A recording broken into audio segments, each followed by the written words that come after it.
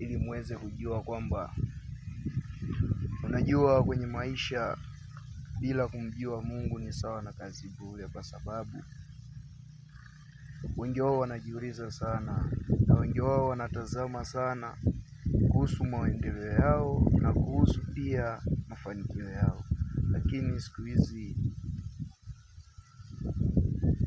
siku hizi ukitazama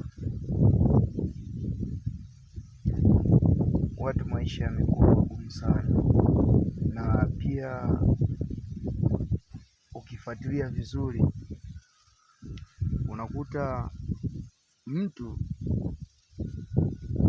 anamsema mwenzake.